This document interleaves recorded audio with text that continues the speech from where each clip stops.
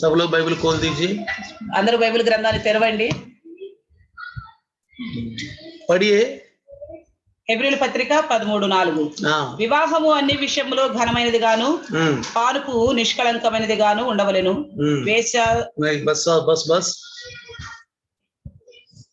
आइए 13:4. विवाह सब में आदर की बात समझा जाए. వివాహం అన్ని విషయంలో ఘనమైనదిగా ఎంచదగును. ये कलीसियाओं के लिए पवित्र आत्मा ने दिया गया एक वादा, एक आज्ञा. దేవుడు సంఘమునకు అనుగ్రహించిన ఒక వాగ్దానం, ఒక ఆజ్ఞ కూడాను. विवाहము सब में आदर की बात समझी जाए. వివాహం అన్ని విషయంలో ఘనమైనదిగా ఎంచబడు. तो इस विवाह को हम क्या समझा जाए? आदर समझा जाए. వివాహము ఏ విధంగా మనం ఎంచుకోవాలి? ఘనమైనదిగా. कौन? ఎవరు? इस संसार में स्त्री पुरुष. ఈ లోకంలో స్త్రీలు పురుషులు. स्त्री पुरुषులు इस विवाह को, ఈ వివాహాన్ని आदर, ఘనమైనదిగా, सम्मान देना चाहिए. ఇది ఘనమైనదిగా ఎంచుకోవాలి. क्यों? ఎందుకు? ये परमेश्वर का एक दिया गया वादा, ఇది దేవుడు చేసిన వాగ్దానము, आज्ञा. ఇది ఒక ఆజ్ఞ. हम सब आज एक बार उत्पत्ति में जाए. మనం ఒకసారి ఆది కాండంలో చూద్దాం. सचमुच ये परमेश्वर का इच्छा है या इंसान अपना उद्देश्य से ये किया है? ఇది నిజంగా దేవుని ఉద్దేశమా లేక మనిషి చేసుకున్నదా అన్నదాన్ని చూద్దాం.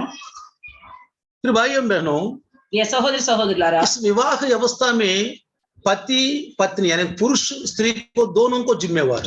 ఈ వివాహం అనే ఈ వ్యవస్థలో స్త్రీ పురుషులు అనగా భార్య భర్తలు ఇద్దరికీ బాధ్యత ఉన్నది. आप 2:15 उत्पत्ति 2:15 में अगर पढ़ेगा तो ఆది కాండము 2:15 చూస్తే तब यहोवा परमेश्वर ने आदम को लेकर अदन की वाटिका में रख दिया कि वह उसमें काम करे, उसकी रक्षा करे. దేవుడని యెహోవా నరుని తీసుకొని ఏదెను తోటను సేద్యపరచుటకు, దాన్ని కాల్చుటకు దానిలో ఉంచెను. मतलब क्या है? यहाँ ఇక్కడ ఏం రాయబడి ఉంది? परमेश्वर यहोवा దేవుడని యెహోవా एक इंसान को बनाया. ఒక మనిషిని చేశాడు. उसका नाम आदम. ఆదాం అని పెట్టబడింది. मिट्टी से बनाया गया इसलिए आदम. మట్టి నుండి చేయబడ్డాడు కాబట్టి ఆదాం అని పేరు. परमेश्वर अपनी इच्छा के अनुसार अपने पसंद के मनुष्य को बनाया. దేవుడు తన ఇష్టంతో ఈ యొక్క మనిషిని చేశాడు. తన యొక్క తన ఇమేజ్ లో बनाया, తన స్వరూపంలో बनाया, समानता में बनाया. తన స్వరూపంలో చేసుకున్నాడు. सबको पता है इस बात को. ఇదందరికీ తెలుసు. थोड़ा बाइबल टच है, थोड़ा क्रिश्चियनिटी में, थोड़ा प्रभु में आगे बढ़ने वाला सबको पता है इस बात. బైబిల్ తెలిసిన వారికి, క్రైస్తవ గురించి తెలిసిన వారికి అందరికీ తెలిసిన విషయమే. एक जिम्मेवार दिया. ఒక బాధ్యతనిచ్చాడు. क्या जिम्मेवार दिया? ఏం బాధ్యతనిచ్చాడు? एक बाग में उसको खेती करने के लिए रखा है. తోటను సేద్యపరచుటకు ఉంచాడు. उसके बाद ఆ తర్వాత उसको एक आज्ञा दिया. ఒక ఆజ్ఞ ఇచ్చాడు. 16-17 पड़ेगा. 16-17 చూస్తే, और यहोवा परमेश्वर ने आदम को यह आज्ञा दी, तू वाटिका के सब वृक्षों का फल बिना खट्टे खा सकता है, पर भले या बुरे के ज्ञान का जो वृक्ष है उसका फल तू कभी ना खाना, क्योंकि जिस दिन तू उसका फल खाएगा उसी दिन अवश्य मर जाएगा. మరి దేవుడని యెహోవా ఈ తోటలో ఉన్న ప్రతి వృక్ష ఫలములను నీవు నిరభ్యంతరముగా తినవచ్చును, అయితే మంచి చెడ్డలు తెలివిచ్చు వృక్ష ఫలమును తినకూడదు, నీవు వాటిని తినుదినమున నిత్యముగా చచ్చదవని నరునికి ఆజ్ఞాపించెను. ఇది इंसान यानी पुरुष को आज्ञा दी. ఇది పురుషునికి ఇవ్వబడిన ఆజ్ఞ. यानी कि पुरुष को एक जिम्मेवार है. పురుషునికి ఒక బాధ్యత. परमेश्वर ने एक जिम्मेवार दी. దేవుడు ఒక బాధ్యతనిచ్చాడు. यानी कि परमेश्वर ने जो बात कहा उसको निभाने का जिम्मेवार पुरुष के ऊपर है. దేవుడు ఏదైతే ఆజ్ఞాపించాడో దాన్ని నెరవేర్చవలసిన బాధ్యత పురుషుడి మీద ఉంది. अगर ये फल खाएगा तो तू निश्चय मर जाएगा. ఈ ఫలం తిన్నట్లయితే నువ్వు నిశ్చయముగా చచ్చెదవు. इसका मतलब फल मत खाओ. అనగా ఈ ఫలాన్ని తినొద్దు. ये पुरुष को बताया. ఇది పురుషునికి చెప్పబడింది. वहाँ नीचे 18 में लिखा है, 18లో రాయబడి ఉంది, उसके लिए एक ऐसा सहायक बनाऊंगा जो उससे मेल खाए. पुरुष अकेला रहना अच्छा नहीं है. अकेला रहना अच्छा नहीं. देखो क्या लिखा वहाँ, నరుడు ఒంటరిగా ఉండటం మంచిది కాదు, వానికి సాటి అయిన సహాయం వాని కొరకు చేయదని అనుకునేను. एक मनुष्य अकेला रहना अच्छा नहीं। परमेश्वर की इच्छा क्या है? దేవుని కోరిక ఏంటి? నరుడు ఒంటరిగా ఉండటం బస్. మంచిది కాదు. एक जिम्मेवार दिया, ఒక బాధ్యతనిచ్చాడు, उस जिम्मेवार को पूरा करो। ఆ బాధ్యత నెరవేర్చు. दूसरा क्या बताया? రెండవది ఏం చెప్తున్నాడు? तू ये फल मत खाओ, ఈ ఫలాన్ని తినొద్దు, इस फल खाने से तू मर ఈ जाएगा। ఫలాన్ని తినది నాను నిశ్చయంగా చచ్చెదవు. ठीक है। फिर इसके बाद प्रभु ने कहा, మరి ఆ తర్వాత అంటున్నాడు, तो इंसान अकेला रहना अच्छा नहीं है, నరుడు ఒంటరిగా ఉండటం మంచిది కాదు, इनको एक सहायक बनाओ। అతని కొరకు సాటి అయిన సహాయం చేయుదును. इसलिए అందుకని देखो वहां क्या लिखा है, చూడండి ఇంకేం రాయబడి ఉందో. 20 अध्याय 20 वचन, सॉरी 2:20 ఈ 2వ అధ్యాయం 20వ వచనంలో नीचे लिखा है, అయినను ఆదామునకు సాటి అనే సహాయం అతనికి లేకపోయెను। परंतु आदम के लिए कोई ऐसा सहायक न मिला जो उससे मेल देखा क्या लिखा है? ఏమన్నా అక్కడ ఏమన్నాడు చూడమ్మా, ఏమన్నాడు తెలుసా? ఆదామునకు సాటి అయిన సహాయం అతనికి లేకపోయెను అంటే అర్థం ఏంటి? मतलब क्या है? అంటే అర్థం ఏంటి తెలుసా? क्या मतलब है पता है? స్త్రీ పురుషుకో एक सहायक है, ఈ స్త్రీ పురుషునికి ఒక సహాయకురాలు, ఒక సహాయకురాలు అంటే यानी कि వీళ్ళిద్దరూ ये दोनों परमेश्वर की इच्छा को पूरा करने वाला, ये दोनों मिलके వీళ్ళిద్దరు కలిసి దేవుని చిత్తాన్ని నెరవేర్చే వాళ్ళు. पुरुष को एक जिम्मेवार दे गया है, పురుషునికి ఒక బాధ్యతనిచ్చాడు, उस जिम्मेवार को पूरा करना है। ఆ బాధ్యతను నెరవేర్చాలి. उसके बाद उसको एक सहायक भी दे दिया। ఆ తర్వాత అతనికి ఒక సహాయకురాలను ఇచ్చాడు. अकेला रहना अच्छा नहीं है, ఒంటరిగా ఉండడం మంచిది కాదని इनको एक सहायक दे देता हूँ। అతని కొరకు ఒక సహాయకుల్ని आपको एक सहायक दे रहे, మీకు ఒక सहायक को किसको बोलते बताइए? సహాయకుడు అని ఎవరిని అంటారు చెప్పండి? बुढ़ापे में వృద్ధాప్యంలో 90 वर्ष हो गया, 90 సంవత్సరాల వయసు, वो चल नहीं पाएगा, उस నడవలేకపోతున్నాడు. समय एक डंडा देता है, అప్పుడు ఒక కర్రని ఇస్తారు. दादाजी తాత गिर जाएगा, डंडा ले लो। పడిపోతావేమో ఈ కర్ర తీసుకొని. डंडा किस लिए है? ఆ కర్ర దేనికి? कहते हैं 2 पैर అయితే वो तीसरा पैर है, అంటారు 2 కాళ్ళు అయితే అది 3వ కాళ్ళు లాగా అని కర్ర గురించి. यानी कि गिरना ना जाए, పడిపోకూడదు అని एक सहारा। ఒక సహాయము. तो हम भी को बोलते भैया एक मदद करो यार, మనం కూడా అంటావు నేను కొంచెం సహాయం अगर చేయండి, ज्यादा वजन है, చాలా బరువుగా ఉందనుకోండి, हम उठा नहीं पा रहे, మనం हम లేపలేకపోతున్నాం, सर तक उठा नहीं पा रहे, మన తల దాకా ఎత్తుకోలేకపోతున్నాం. किसी को देखते ढूंढते, అప్పుడు ఎవరైనా ఉన్నారేమో అని ఎతుకుతాం. भैया भैया भैया थोड़ा सा मदद करना, ఎవరైనా కనపడగానంటే వెంటనే సహాయం भैया भैया చేయండి, थोड़ा सहायक करना, కొంచెం సహాయం చేయి అంటాం. बोलते नहीं बोलते? అంటామా లేదా? इसका मतलब అనగా परमेश्वर ने सोचा దేవుడు అనుకుంటున్నాడు आदाम अकेला रहना अच्छा नहीं है। ఆ నరుడు ఒంటరిగా ఉండటం మంచిది కాదు. उस समय भाइयों बहनों आदाम के अलावा कोई इंसान नहीं है। ఆ సమయంలో ఆదాము తప్పితే ఇంకొక మనిషి అంటూ లేడు. इंसान के ऊपर सिंपत्ति कौन दिखाया? ఈ మనిషి మీద యొక్క దయ ఎవరు చూపిస్తున్నారు? परमेश्वर ने। దేవుడు. परमेश्वर को अच्छा नहीं लग रहे, దేవుడికి నచ్చలేదు ఈ విషయం. इंसान यानी कि आदाम यानी कि पुरुष अकेला रहना उनको अच्छा नहीं लग रहा, దేవునికే నచ్చలేదు నరుడు ఒంటరిగా ఉండటం. इसलिए అందుకని एक सहायक को बनाया, ఒక సహాయకురాలు आपको हेल्पर है ये। ఆయన మీకు ఆమె సహాయముగా ఉంటుంది. पत्नी कौन है? భార్య ఎవరు? पति की हेल्पर। భర్తకి సహాయకురాలు. पति हर बात को पत्नी से पूछना है, భర్తని ఎవడు ప్రతి విషయంలో భార్యను अपने मर्जी से नहीं चलाना है, తన ఇష్టానుసారంగా చేయకూడదు, अपने मर्जी से नहीं चलाना తన है। ఇష్టానుసారంగా చేయకూడదు. मैं मर्द हूँ, నేను మగోడిని, क्यों?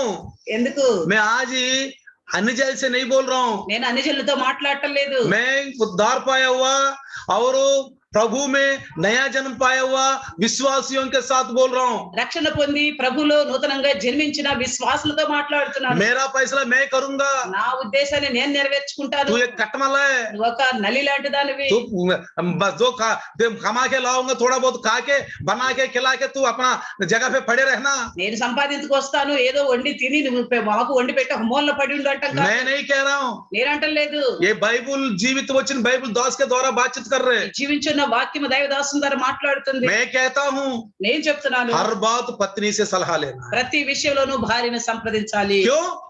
आपका हेल्पर है वो, ఎందుకంటే నీకు సహాయకురాలు, आपका हेल्पर है, నీకు సహాయకురాలు, आपको हेल्पर को दिया गया, నీకు సహాయకురాలుగా ఇవ్వబడింది. तो इसका मतलब मदद ले लो। అందుకనే ఆవిడ సహాయాన్ని తీసుకో. फ्रिज क्यों खरीदते हैं आप लोग? ఫ్రిడ్జ్ మీరు ఎందుకు కొనుక్కుంటారు చెప్పండి?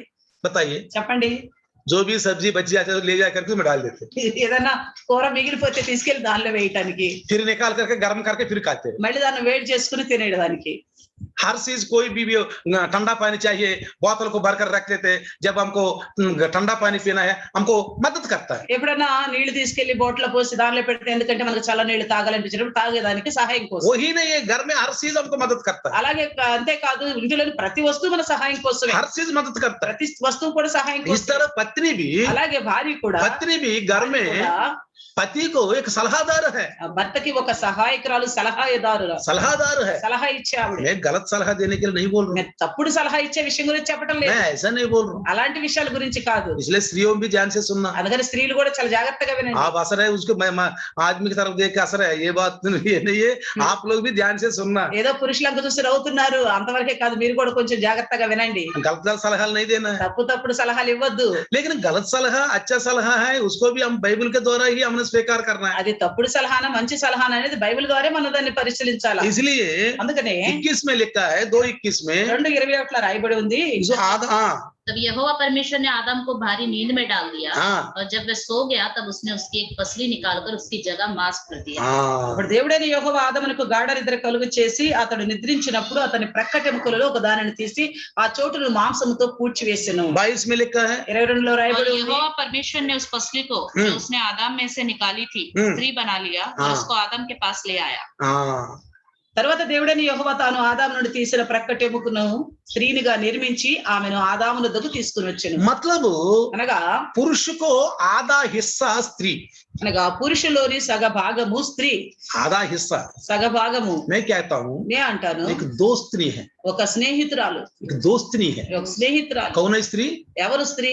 ఒక दोस्त्री, ఒక స్నేహితురాలు. बगल में से। మన పక్క నుండి. जब दोस्त कैसे चलते हैं? ఇద్దరు స్నేహితులు ఎలా నడుస్తారు? एक दूसरे को हाथ रख के चलते हैं, ఒకళ్ళ మీద ఒకళ్ళు చేయలేసుకుని నడుస్తారు. ये दोनों दोस्त है। ఎందుకంటే వాళ్ళు స్నేహితులు. इसका मतलब पत्नी कौन है? అనగా భార్య ఎవరు? एक दोस्त्री है। ఒక స్నేహితురాలు. देखा, ये చూసారా? परमेश्वर की इच्छा है, मेरा इच्छा नहीं है। ఇది దేవుని ఇష్టము, నా ఇష్టం అని मैं నేను आपको చెప్పట్లా. परमेश्वर की इच्छा को आपको मैं बता रहा हूँ। దేవుని ఇష్టాన్ని, ఆయన చిత్తాన్ని మీకు ये తెలియపరుస్తున్నా. वचन स्वयं से बात नहीं कर सकते, ఈ వాక్యం అనేది స్వయంగా మీతో మాట్లాడలేదు. उसके लिए एक सहारा चाहिए, దానికోసం కూడా ఒక సహాయకుడు इसके కావాలి. लिए एक होंठ चाहिए, దానికోసం ఒక పెదవులు కావాలి, जीभ चाहिए, నాలుక కావాలి, एक बॉडी चाहिए। శరీరం కావాలి. इसलिए అందుకని ये वचन दास के द्वारा बातचीत कर रहे ఈ हैं, వాక్యము దైవదాసు ద్వారా మాట్లాడుతుంది. इसलिए ध्यान से सुनना। అందుకని జాగ్రత్తగా వినండి. पुरुष के बगल में से निकाला गया है एक स्त्री, यानी कि पसली से निकाला गया है, పురుషుని ప్రక్కటెముక నుండి తీయబడింది ఒక స్త్రీ. मतलब पुरुष से एक आधा हिस्सा है स्त्री। అంటే పురుషులోని ఒక భాగము స్త్రీ.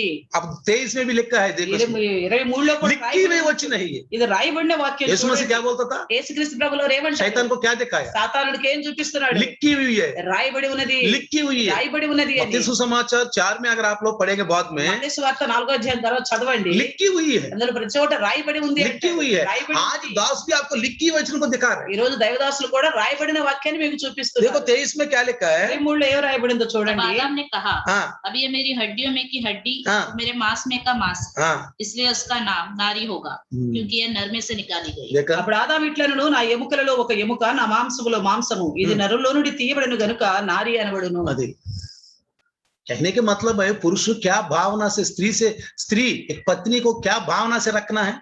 చెప్పాల్సింది ఏంటంటే పురుషుడు భార్యని ఏ దృష్టితో చూడాలి? हाँ, क्या भावना से रखना ఏ है? దృష్టితో చూడాలి? कौन सी भावना से? ఎలాంటి దృష్టితో? परमेश्वर की जो इच्छा है उसी भावना से देख रहा है। దేవుడు ఏ కోరిక చిత్తం కలిగి ఉన్నాడో అదే విధంగా చూడాలి. परमेश्वर ने उस स्त्री को लेके आई, ఆ స్త్రీని తీసుకొచ్చాడు वो దేవుడు. गहरी नींद में थे, అతడు నిద్రపోతున్నప్పుడు जब वो उठ गया, అతను లేచిన తర్వాత आदम ये कौन है? ఎవరు ఈమని? कौन है? ఎవరు? आदम ये नहीं बोला मुझे नहीं पता भैया, मैं अभी से नींद से उठ गई, मुझे क्या पता, तो किसी को ला के रख करके ये कौन नहीं करके बोल दिया करके आदम ने बोला। ఆదాము ఇలా అనలేదు, నాకేం తెలుసు, నేను నిద్రపోతున్నాను, ఎవరిని తీసుకొచ్చావు, ఎక్కడ తెచ్చావు అనలేదు. क्यों? ఎందుకు? परमेश्वर ने आदम को नथनों में श्वास फूंक दिया, ఎందుకంటే దేవుడు ఆదాము నాసికా రంధ్రాల్లో జీవాత్మను ఊదాడు. हमको ग्रहण करने का शक्ति है, మనల్ని గ్రహించే శక్తి ఉంది మన దగ్గర. हमको फर्क करने की भी मन है हमारे पास। మనల్ని పరిశీలించే మనసు కూడా ఉంది. क्या सोचना, क्या करना। ఏమి ఆలోచించాలి, ఏం చెయ్యాలి. ये पहला मानव ఈ యొక్క మొదటి तुरंत आत्मा में ग्रहण किया, వెంటనే ఆత్మలో గ్రహించాడు, आत्मा में ग्रहण किया, ఆత్మలో గ్రహించాడు. ये मेरा हड्डी में हड्डी है, मेरा मांस में मांस है, ये నా ఎముకలో ఎముక, నా మాంసంలో మాంసం. ये अलग से नहीं है, ఇది వేరుగా లేదు, कहीं अलग से नहीं आया, ఎక్కడో వేరుగా రాలేదు. आपने अपनी इच्छा से बना के दे दिया मुझे। నువ్వు నీ ఇష్టానుసారంగా నా కొరకు చేసి ఇచ్చావు అంటున్నాడు. मांस में मांस, हड्डी में हड्डी, నా మాంసంలో మాంసం, ఎముకలో ఎముక मेरे अंदर से निकाला गया है, నాలో నుండి తీయబడింది అంటున్నాడు. ये आत्मा के द्वारा पहचान लिया। ఆత్మలో గ్రహించాడు. पहला मानव మొదటి మనిషి आत्मा में बनाया, पाप में नहीं बनाया। ఆత్మలో చేయబడ్డాడు గాని పాపంలో చేయబడలేదు. ध्यान से सुनना, జాగ్రత్తగా వినండి. पहला मानव మొదటి మనిషి आत्मा में बनाया है, पाप में नहीं बनाया। ఆత్మలో చేయబడ్డాడు గాని పాపంతో वो చేయబడలేదు. परमेश्वर के बराबर में है। దేవునితో సమానుడిగా ఉన్నాడు. इंसान को परमेश्वर ने पापी के रूप में नहीं बनाया, पवित्र रूप में बनाया। जैसा परमेश्वर है वैसा ही बराबर में बनाया। దేవుడు నరుని పాపిగా చేయలేదు. ఎలాగూ దేవుడు ఉన్నాడు, దేవునితో సమానుడిగా పరిశుద్ధుడిగా చేశాడు. भजन में लिखा है కీర్తన గ్రంథంలో परमेश्वर से थोड़ा सा అంటే కొంచెము కొంచెము తక్కువగా చేయబడిన అని రాయబడి ఉంది. इसको परखना है। దాన్ని మనం గ్రహించాలి. क्या मतलब है? అనగా ఏంటి? भजनकार ने आत्मा में ये गीत लिखा है। కీర్తనకారుడు ఆత్మలో ఈ మాటలు చెప్తున్నాడు. क्या क्या परमेश्वर ने मनुष्यों को थोड़ा सा कम, నరుని కొంచెంగా దేవుని కంటే కొంచెంగా తక్కువగా చేశాడు అంటున్నాడు. मनुष्य पृथ्वी में रहते हैं, परमेश्वर स्वर्ग में रहते हैं। మనిషి ఈ భూమి మీద ఉంటాడు, దేవుడు పరలోకంలో. भजन में भी लिखा है కీర్తన గ్రంథంలో కూడా రాయబడి मनुष्य ఉంది. को परमेश्वर ने मनुष्य को धरती दिया, आकाश में परमेश्वर रहता है, वो आकाश उनके पास रखा है। అంటున్నాడు. और इसमें भजन में लिखा है इस बात को। 115 కీర్తనలో 16 వచనం అంటున్నాడు. पूरे बाइबल देखेगा तो पति पत्नी का रोल क्या है हम समझ में आता है। 115 కీర్తన 16 115-16 में देख लो भजन में। तो यहोवा का है, परंतु पृथ्वी उसने मनुष्यों को दी। देखा, ఆకాశము యెహోవా వశము, భూమిని ఆయన నరులకు ఇచ్చి ఉన్నాడు. हम क्रिश्चियन लोग ये जानना बहुत जरूरी है। క్రైస్తవుల ఈ విషయాన్ని తెలుసుకోవడం ఎంతో అవసరం. और ये घर से ही उद्धार निकलता है। రక్షణ అనేది మన ఇంటి నుండే బయలుదేరాలి. घर घर बन के मसीह का एक समूह बनता है।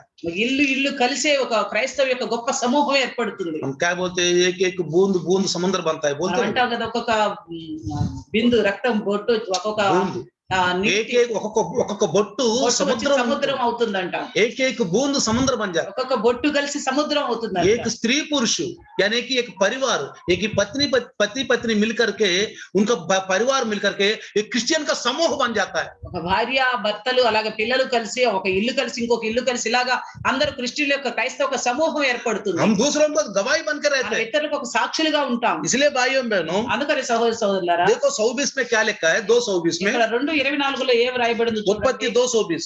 ఆదికాండం 2:24 पुरुष अपने माता पिता को छोड़कर अपनी पत्नी से मिला रहेगा और वे एक ही तन बने रहेंगे। क्या परमेश्वर गलत बोला? కాబట్టి పురుషుడు తన తండ్రిని తన తల్లిని విడిచి తన భార్యను హత్తుకొనును, వారు ఏక శరీరమై ఉందురు. क्या गलत बोला? దేవుడు తప్పు చెప్పాడా ఇక్కడ? बताइए। చెప్పండి. अगर आप एक बार दूसरा पत्रस 1:21 पढ़ना। 2 పేతురు 1:21 చూడండి. ये वचन हम अपने मर्जी से या लिखा है या परमेश्वर ने ही लिखवाया है? చూడండి, ఈ వాక్యాలు మనిషి తన ఇష్టంతో రాశాడా లేక దేవుడే రాయించాడా? 2 పేతురు 1:21 कोई भी भविष्यवाणी मनुष्य की इच्छा से कभी नहीं है, पर भक्त जन पवित्र आत्मा के द्वारा उभारे जाकर परमेश्वर की ओर से बोलते थे।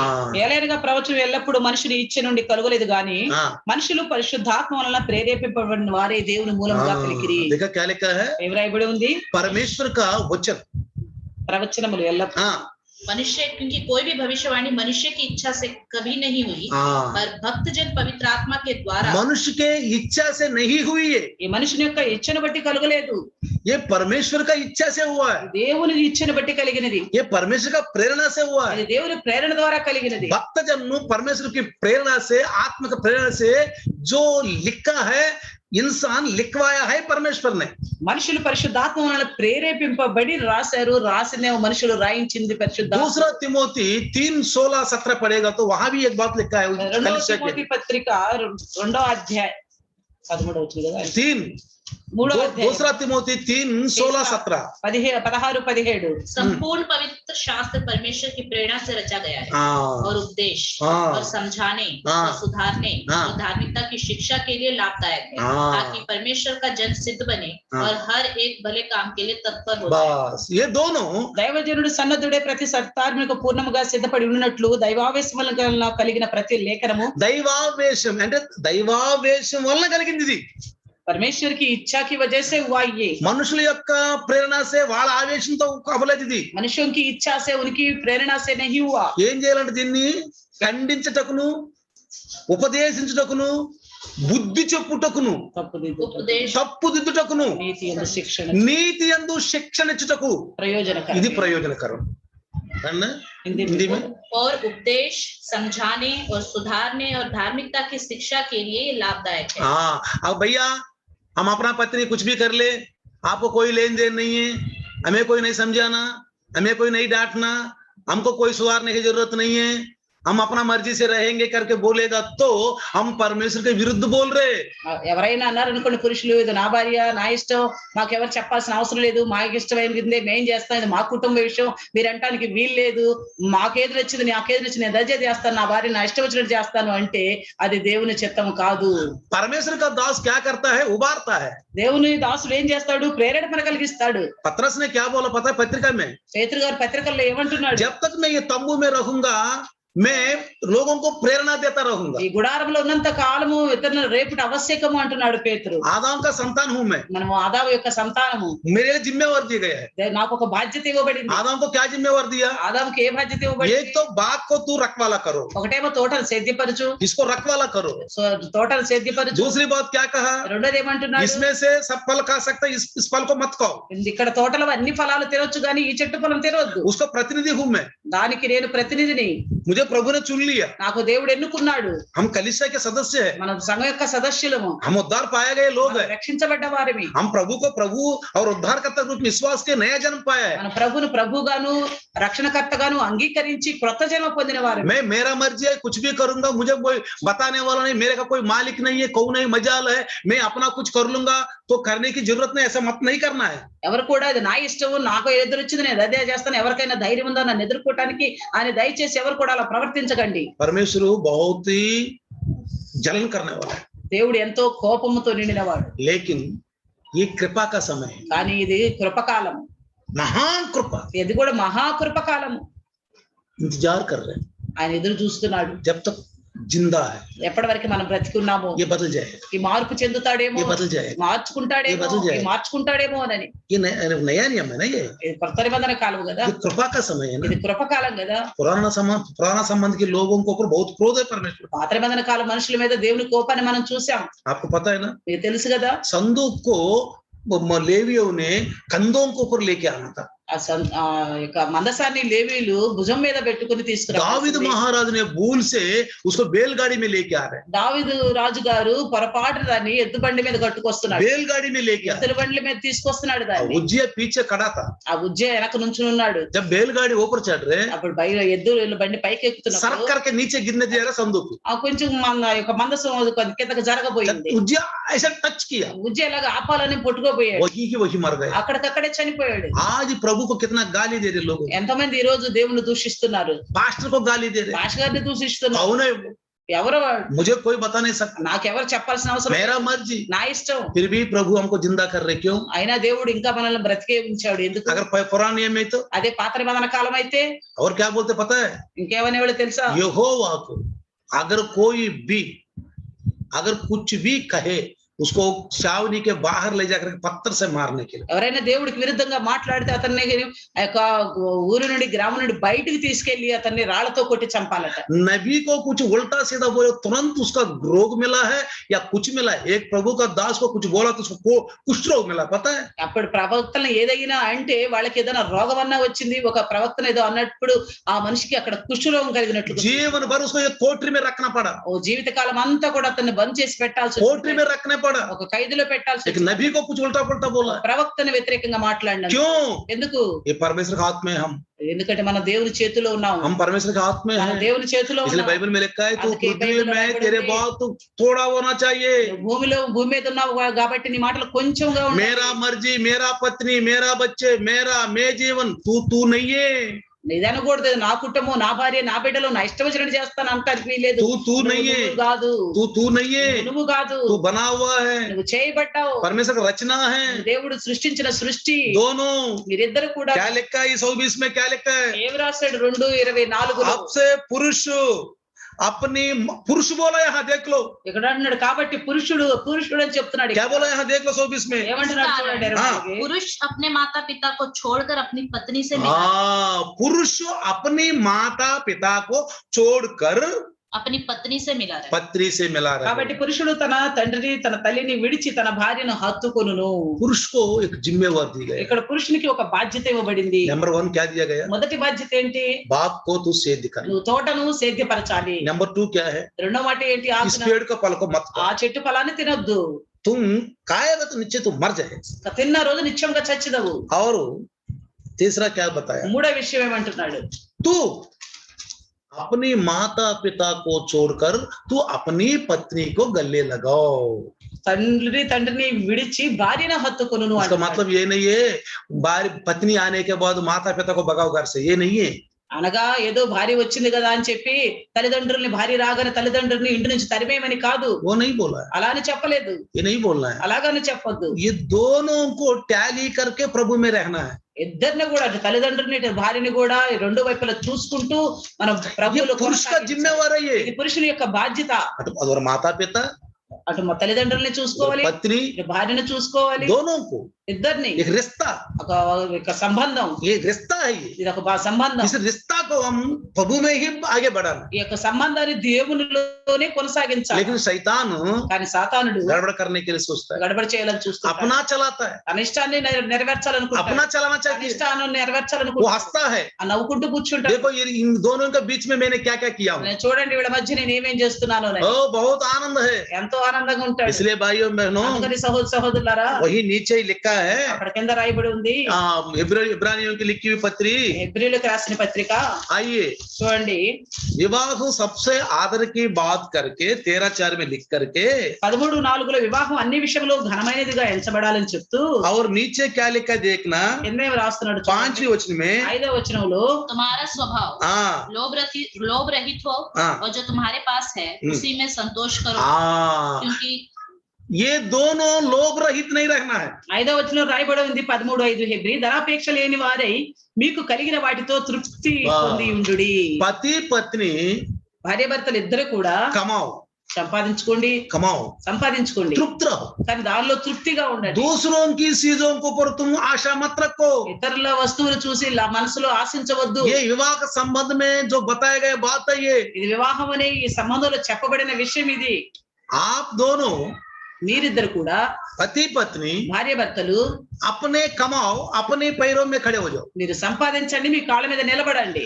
इसलिए तुम दूसरों को चीजों को पर ज्यादा लालच मत करो। అందుకే అంటున్నాడు ఇతరుల వస్తువులు ఆశించవద్దని కూడాను. इन दिनों में देखो, ఈ దినాల్లో చూడండి, दौरी बहुत अच्छी तरह चल रहे, ఎంతో కట్నాలు బాగా తీసుకుంటున్నారు. दहेज దహేజ్ इतना चल रहा है आजकल। కట్నాలు చాలా ఎక్కువగా తీసుకుంటున్నారు. कोई बात नहीं, अन्य जाति में चलता है, పర్వాలేదు, అన్ని జనుల్లో ఇది నడుస్తుంది. क्योंकि उनका कलीसिया नहीं है, ఎందుకంటే వాళ్ళకి సంఘం లేదు, उनका कोई पास्टर नहीं है, వాళ్ళకి కాపరు లేడు, उनका कोई बताने वाला नहीं है, వాళ్ళకి చెప్పేవారు కూడా లేరు, उनका कोई उद्धार का रास्ता नहीं है, వాళ్ళకి రక్షణ మార్గం కూడా లేదు. उनका मर्जी है। వాళ్ళ ఇష్టానుసారంగా लेकिन చేయొచ్చు. हमको एक कलीसिया है, మనకు ఒక సంఘం ఉంది, एक संदेश है, ఒక సందేశం ఉంది, एक पास्टर है। ఒక కాపరు ఉన్నాడు.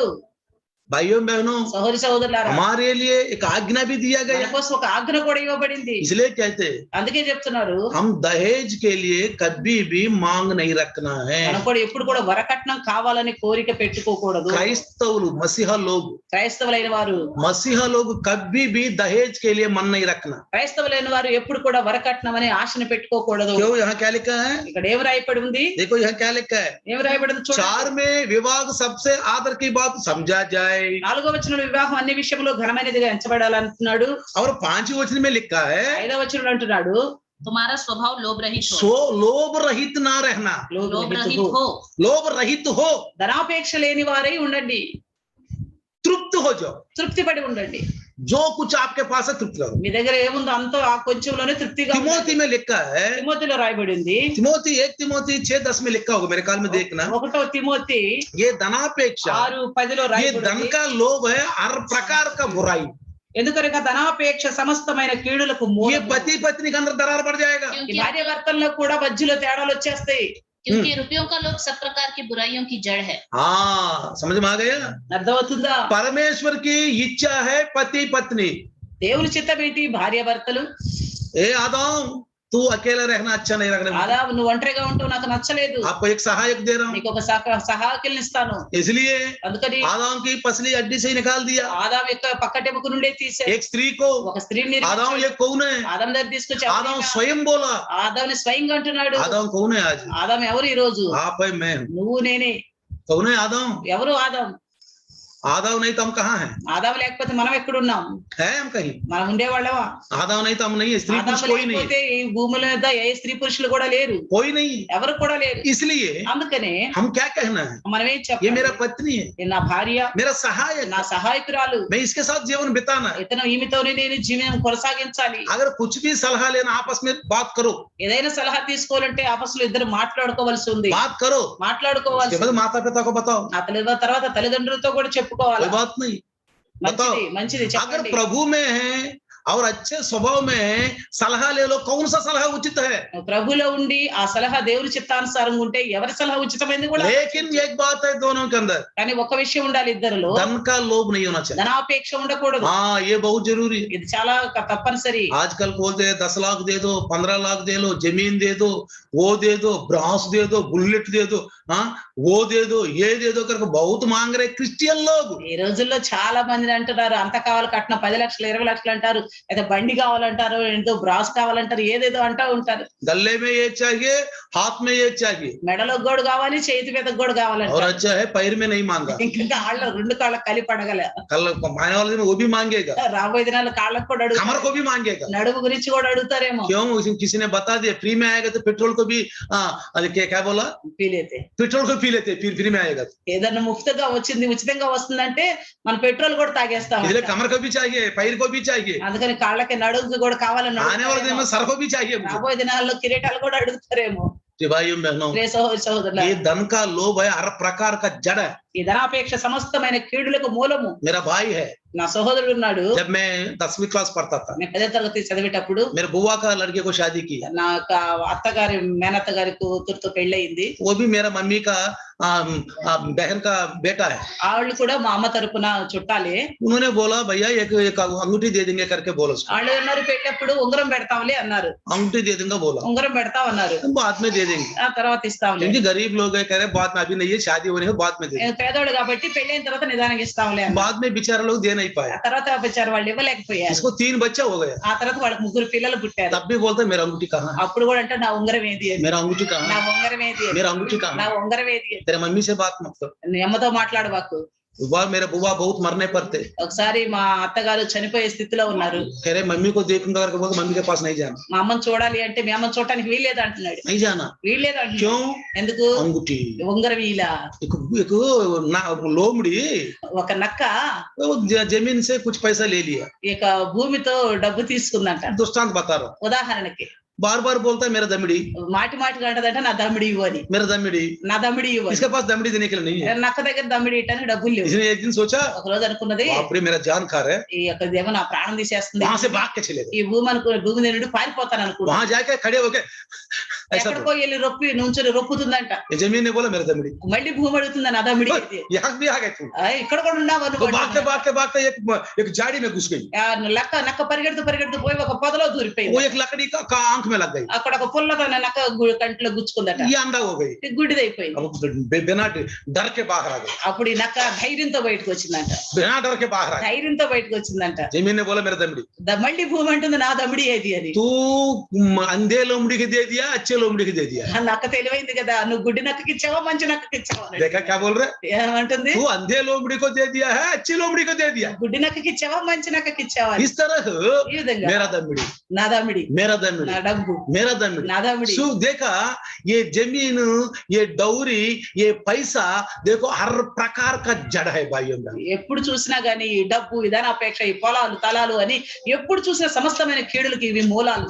धन का लोभ बहुत ही खराब है, ఈ ధనాపేక్ష అన్నదే చాలా చెడ్డది. इसलिए అందుకనే परमेश्वर ने దేవుడు इन बात को इसलिए लिखाया। ఈ విషయాన్ని అందుకే రాయించాడు. विवाह को सबसे आदर की बात, వివాహం అన్ని విషయంలో पौलुस के अंदर पवित्र आत्मा ने लिखवाया कलीसिया को ये बात। సంఘాల కోసం పరిశుద్ధాత్ముడు పౌలు గారి ద్వారా రాయించాడు. अगर आप एक बार प्रभु यीशु ने ये बात बताया, ఒకసారి మనం చూద్దాం, ప్రభువైన యేసు వారు కూడా ఒక मत्ती सुसमाचार మత్తయి సువార్త 19 अध्याय 19వ అధ్యాయం 4 से लेकर 6 तक पढ़ना। 4 నుండి 6 వరకు చూస్తే, 19 अध्याय 19వ అధ్యాయము 4 నుండి 6 వరకు, ఆయన సృజించిన వాడు ఆది నుండి వారిని పురుషుని గాను స్త్రీని గాను సృజించెను. ఇందు నిమిత్తము పురుషుడు తల్లిదండ్రులను విడిచి తన భార్యను హత్తుకొనును, వారిద్దరూ ఏక శరీరముగా ఉందరని చెప్పెననియు మీరు చదవలేదా? కాబట్టి వారికరు ఇద్దరు కాక ఏక శరీరముగా ఉన్నారు గనుక దేవుడు జతపరిచిన వారిని మనుష్యుడు వేరుపరచకూడదని చెప్పెను. చూసారా क्या लिखा है? ఏం చెప్తున్నారు? स्वयं यीशु मसीह ने लिखा। స్వయంగా యేసు గారు అంటున్నారు. क्यों यीशु मसीह आदाम का बॉडी पाप में से आकार में संसार में आया? ఎందుకంటే యేసుక్రీస్తు ప్రభుల వారు కూడా ఆదాములోగా పాప శరీర ఆకారములో ఈ లోకానికి వచ్చాడు. लेकिन खुद पाप नहीं किए, ఆయన స్వయంగా పాపం చేయలేదు, खुद पे पाप नहीं ఆయన किया, పాపం लेकिन చేయలేదు, पाप शरीर आकार में పాప आया। శరీర ఆకారములో వచ్చాడు. इसलिए पहला मानव, दूसरा मानव, మొదటి మానవుడు, రెండవ మానవుడు, पहला आदम, दो अंतिम आदम। మొదటి ఆదాము, అంతిమ ఆదాము. इसलिए भाइयों बहनों, అందుకని సహోదరి ये సహోదరులారా, अंतिम आदम क्या बोलता है देखो, ఇక్కడ ఏమంటున్నాడు అంతిమ ఆదామైన యేసు, कि इस कारण मनुष्य अपनी माता पिता से अलग होकर अपनी पत्नी के साथ रहेगा और ये दोनों एक तन होगा। ఇందు నిమిత్తము పురుషుడు తల్లిదండ్రులను విడిచి తన భార్యను హత్తుకుని వారిద్దరు ఏక శరీరుగా ఉందురు. पति पत्नी को अच्छे रहना, प्यार से रहना माँ बाप तय नहीं करना है। ఆ తల్లిదండ్రులు, భార్య భర్తలు ప్రేమగా ఉండాలి, సమాధానంగా సంతోషంగా ఉండాలని తల్లిదండ్రులు నిర్ణయించకూడదు. तल्लिदंड्रुल तय नहीं, माता पिता तय नहीं करना है। తల్లిదండ్రులు నిర్ణయించకూడదు, वचन में लिखा है। వాక్యంలో రాయబడి ఉంది. इसलिए पुरुष वचन की तरफ ध्यान देना है। అందుకని పురుషుడు వాక్య వైపు ధ్యానం పెట్టాలి. और 6 में लिखा है, అందులో 6లో सो రాయబడి ఉంది. अब दो नहीं परंतु एक तन है। కాబట్టి వారిద్దరూ ఏక శరీరముగా मैं आपसे एक बात ఉన్నారు. बताऊं, पत्नी को एक डंडा मारेगा तो इनको भी डंडा लग रहा है। భార్యని కర్రతో కొట్టినట్లయితే తనను కూడా కొట్టుకున్నట్లే. एक थप्पड़ पत्नी को मारेगा तो इसको भी गाल में लग रहा है। ఒక చెంపదెబ్బ కొట్టినట్లయితే తనను కూడా ఒక చెంపదెబ్బ కొట్టుకున్నట్లుగా. ऐसा तो नहीं लग रहा है, అలా అనిపిస్తుందా? ऐसा नहीं लग रहा है। అలా అనిపించటల్లా.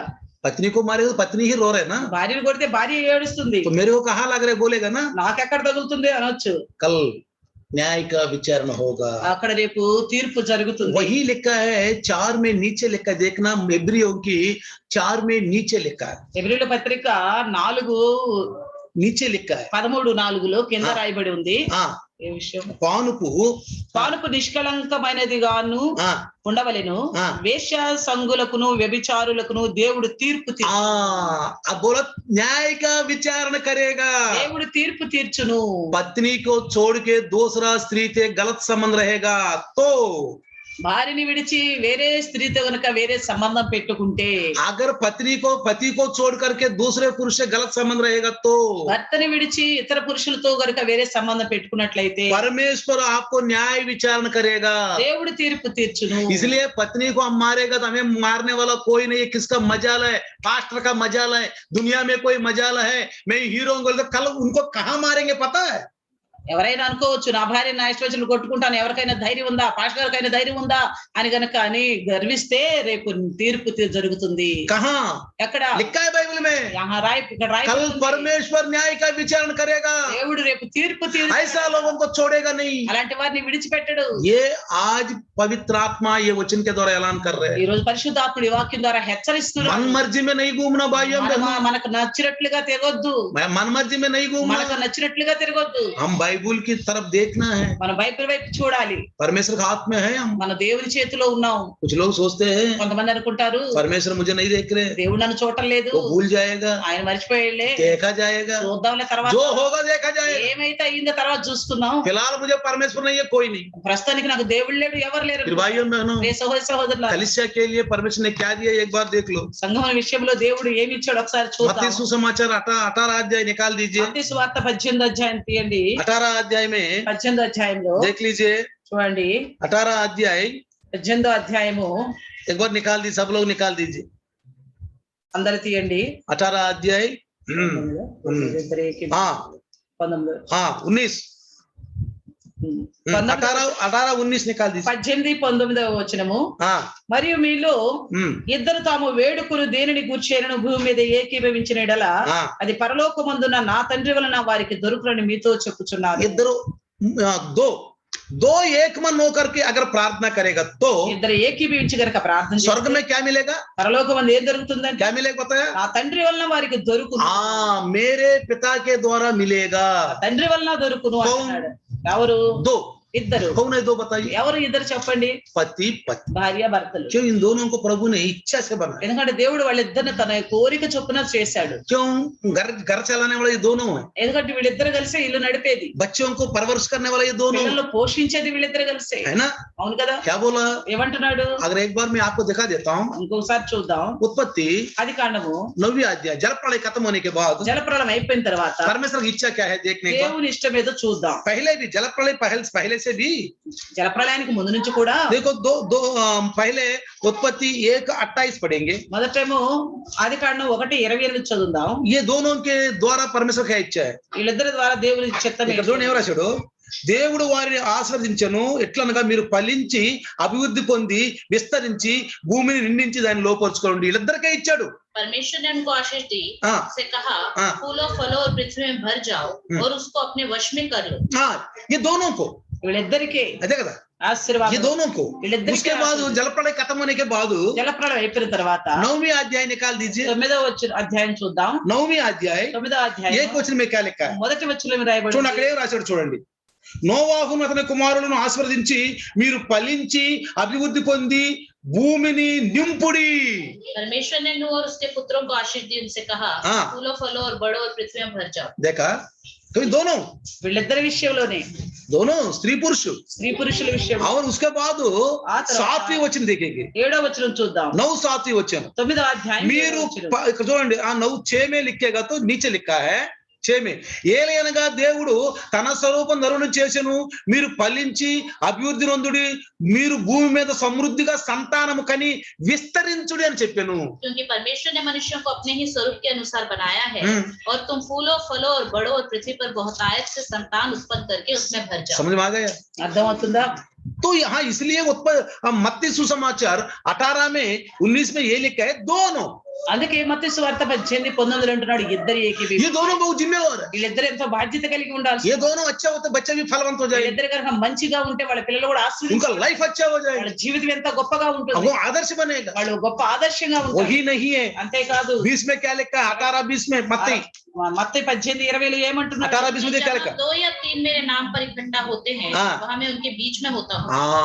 ఎలానిగా ఇద్దరు ముగ్గురు నా నామమున ఎక్కడ కూడి ఉందరో అక్కడ నేను వారి మధ్య. 2 या 3 ఇద్దరు లేక ముగ్గురు, पति पत्नी, భార్య భర్తలు, पास्टर, కాపరి, जिम्मेवार, బాధ్యత, कलीसिया। సంఘం.